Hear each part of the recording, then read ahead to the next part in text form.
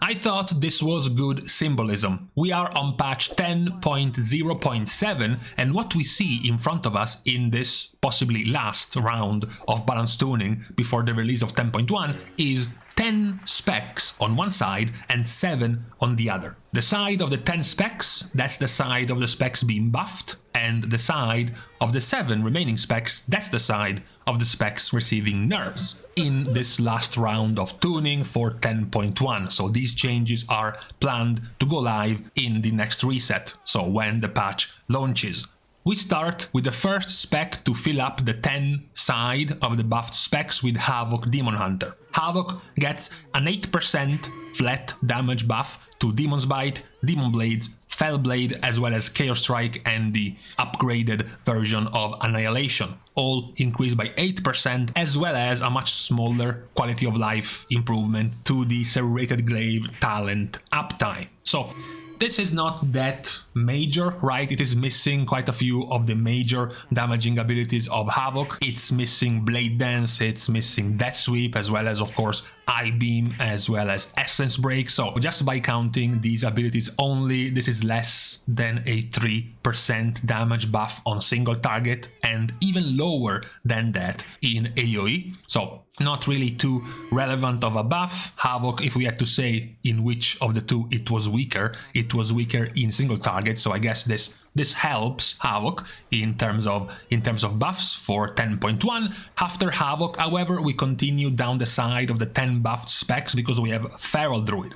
This one is a more significant buff because Feral is getting buffed by 5% in all ability damage. So this one is gonna be good for AoE, is gonna be good for single target, for basically all your type of damage profiles. It's also quite good, definitely, if you had to say which of the specs might have needed a buff to become stronger in 10.1, Feral kind of needed it a little bit more than Havoc Demon Hunter. So it's a positive, it's a good buff, it's the type of buff you want to see before a patch, right? The weaker specs, the underplayed specs getting buffed. So a good change for Feral, nothing really to be said about for this change. Still though, as we enter our first of the 7 specs getting nerfed, it's still nothing to be too sad about, because the first nerfed spec is Restoration Druid.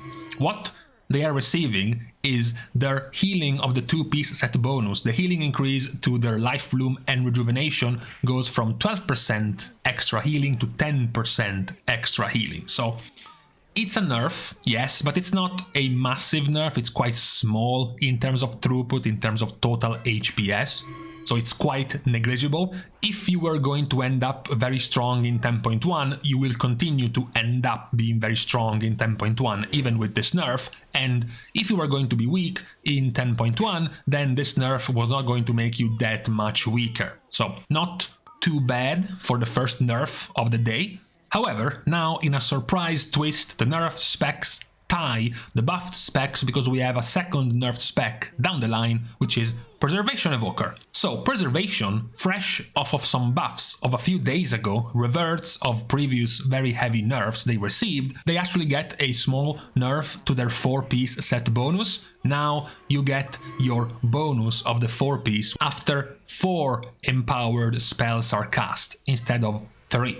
So this overall, it is still going to net you less free essences every minute. Before this nerf, you were going to get roughly something along the lines of 12 free essences per minute, assuming you were spending the free essence burst on a Blossom. Now with this change, it's gonna go from 12 free to about 9 free essences. So it's a slight nerf, but nowhere near as bad as what some Preservation Evoker feared, which was getting their 2-piece set bonus nerfed. That's where the real strength of Preservation Evoker's tier set is, so getting this 4-piece set bonus nerfed is actually kind of good, because it's a sign you might have gotten away with quite the powerful tier set in 10.1.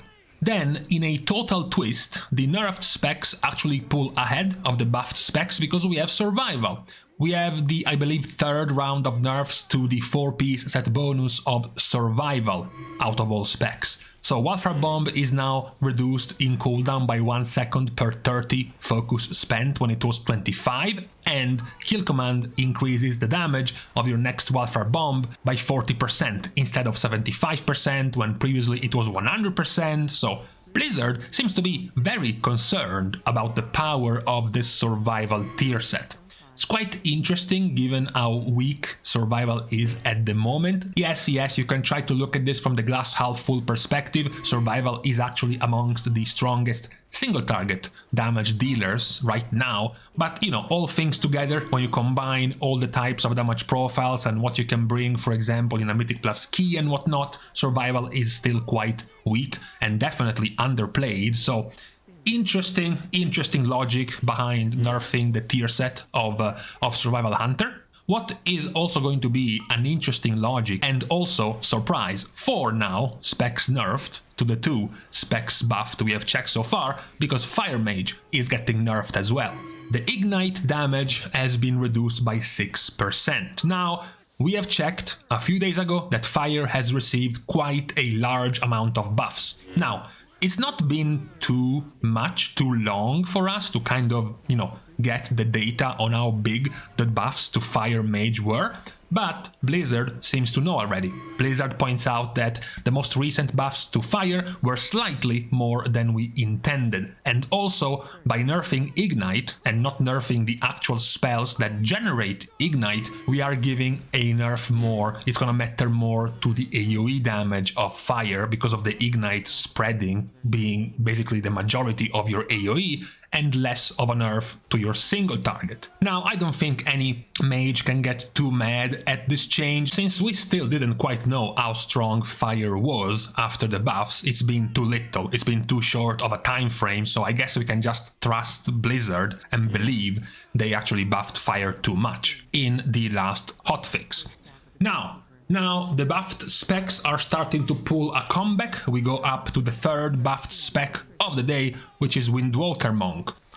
This is yet another attempt at Blizzard. I believe, according to my calculations, we are at attempt number 74 so far of buffing Windwalker Monk's single target without touching the AoE damage of Windwalker, which is already fine.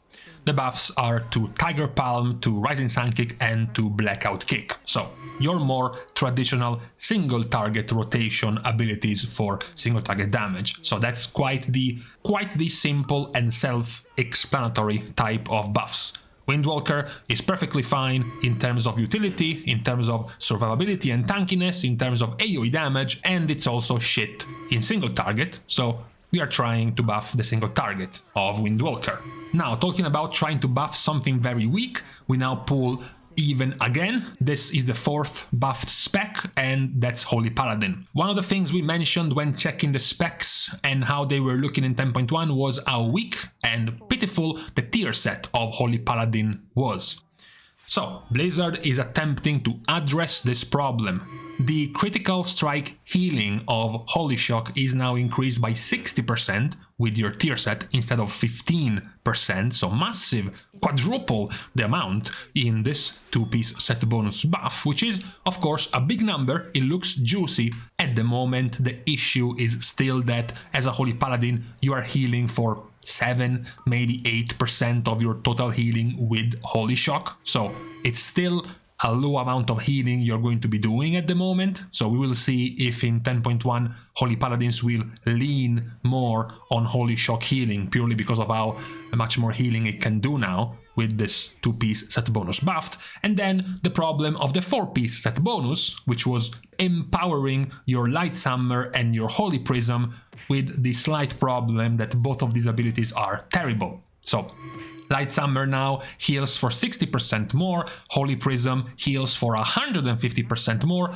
and Holy Prism now also does double damage compared to before. So these are definitely going to put these two abilities at a much more, possibly viable state compared to before. It's a more relevant type of set bonus than before. At least now the numbers look somewhat better compared to the first iteration of this tier set for Holy Paladin. Now we can't even get out of Paladin that the tie is already disrupted because we have another nerf. The 5th spec being nerfed is Protection Paladin. Yes, the nerf of the week, the nerf of the day, because this was the S tier spec, the default tank choice coming into 10.1. The nerf is also quite significant overall to the tankiness of Prot Paladin. First, average normal passive tankiness is being nerfed. Your Aegis of Light spec passive gives you now less stamina and less armor. This is the least of the problems, since your rework already gave you a bunch more of free armor and free stamina, so this is not too bad. What gets a little bit heftier is the nerf to Righteous Protector. Now your spenders give you 2 seconds of CDR to your Guardian of Ancient Kings and to your wings instead of 3 seconds, and Sentinel's health increase per stack is now 1% instead of 2%. So, on average now, you get a 15-second longer cooldown to your wings, minimum, and roughly 1 minute longer cooldown to your kings. Also, now your Sentinel gives you 15% max HP instead of 30% max HP. So, a lot of the nerfs being centered around nerfing your max health, your average total HP. As a Paladin, perhaps Blizzard was worried with the extra 25% max HP given to tanks, that all of this percentage stamina increases that Paladin had were going to be too strong, so they are targeting that type of strength for Prot Paladin with this round of nerfs. Question to finish the Paladin class: is Prot Paladin still strong and likely the strongest of the tanks coming into 10.1? Yes, the answer is still yes. However, as we are done with Paladin, where it might come perhaps as a surprise, we have a triple threat of buffs. So we have a takeover from 4 to 5 to 7 to 5 in favor of the buffs, because all 3 rogue specs are getting buffed. Assassination, the biggest overall, the biggest of the buffs of the day goes to Assassination. All damage is increased by 5%. And then Mutilate is 5% on top of that, Envenom is 5% more on top of that, and then 12% more to Kingsbane and 20% more to Shiv. Assassination was the weakest overall of the rogue specs, while also surprisingly being stronger than both of the other rogue specs in pure single target damage, so this type of buffs is now making them even more valuable and a possible choice in very single target focused fights now. There is then also the buff to Subtlety Rogue, which is much smaller but still quite impactful, because Shadow Strike, your main generator, is buffed by 10%, and Eviscerate, your main finisher, is buffed by 6%. So quite short and concise, but quite effective, given that those two are your biggest sources of damage in single target. Anyways, not that Subtlety needed too much damage extra in their AoE as well as in their funnel, so the pure single target was perhaps what needed more help for Subtlety. Lastly, we have Outlaw. Outlaw might be the more surprising purely because of how strong their tier set looked, even after their tier set was nerfed.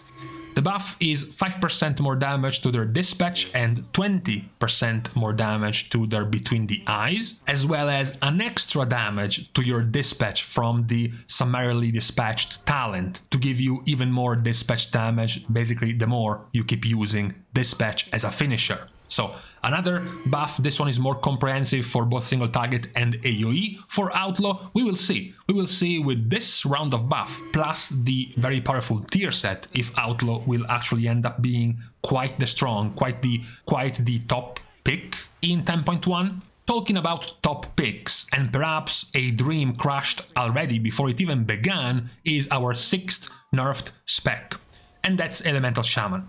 So the 2-piece set bonus is nerfed, although perhaps that was just a tooltip error, saying that your 2-piece set bonus was granting you 2 Stormkeeper charges. I always thought that was just 1 stack of Stormkeeper and not 2. However, what definitely isn't a tooltip error is the nerf to the 4-piece. Now, for 8 seconds after using Stormkeeper, your single target abilities are going to generate 50% more Maelstrom instead of 75%.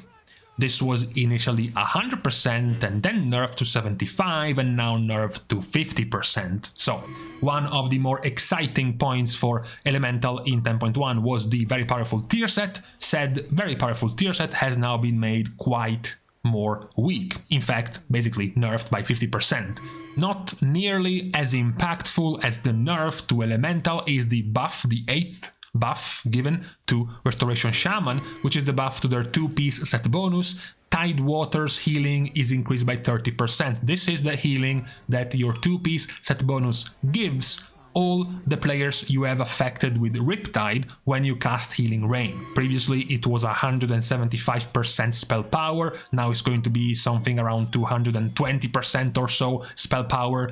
It's still a weak tier set, it's still definitely not a strong tier and not what is going to make Resto Shaman strong in 10.1. So if you were a Resto Shaman with this slight buff, it's still not that strong. We now have the 7th and last of the nerfs. This one is to Demo. This was the other spec we were talking big before 10.1 as one of the stronger ones because of the power of their tier set. So what gets nerfed actually isn't the power of their tier set, but something that works with the tier set itself, which was Reign of Tyranny, one of your last capstone dual choice talents. This one was for increasing the damage of your tyrant. Before it was 50%, now it is 40%.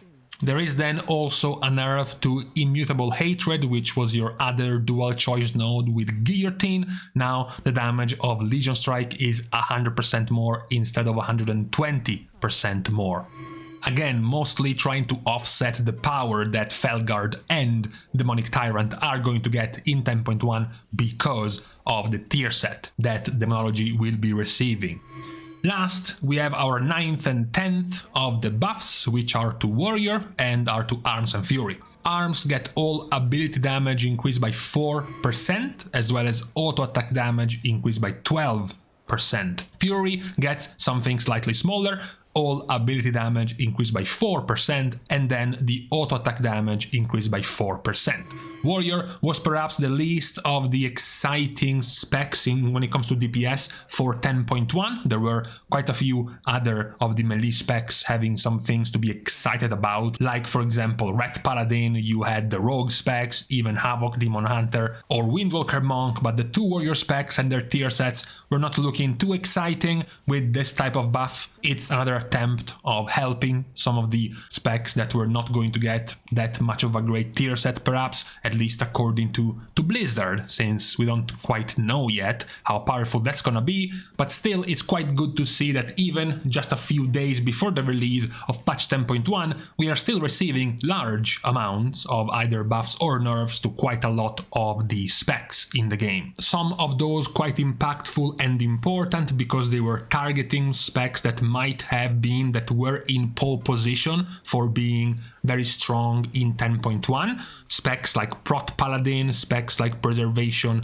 Evoker, the Rogue specs, the Demonology Warlock as well, Havoc Demon Hunter 2, so those were quite important, as well as changes to specs that were less played or specs that didn't have that much of an interesting or exciting tier set, perhaps, like as we mentioned the Warrior specs or Survival Hunter or Elemental Shaman, for example. So interesting and yet still good that Blizzard is continuing to change the specs that close to 10.1. So as you start your parade of overreactions after these changes, I am going to ditch you all and leave you to the rest of your Saturday. So, thanks of course as usual to all of the Patreon supporters for contributing and helping to the growth of the channel. You can still support as usual in plenty of other free ways which include liking and commenting down below on this video, as well as subscribing to the channel itself as YouTube wants. And then also you can follow me over on my Twitter, as well as following me over on my stream on Twitch. So, with these things out of the way, thank you guys again for watching. See you guys soon, and in the meantime, good.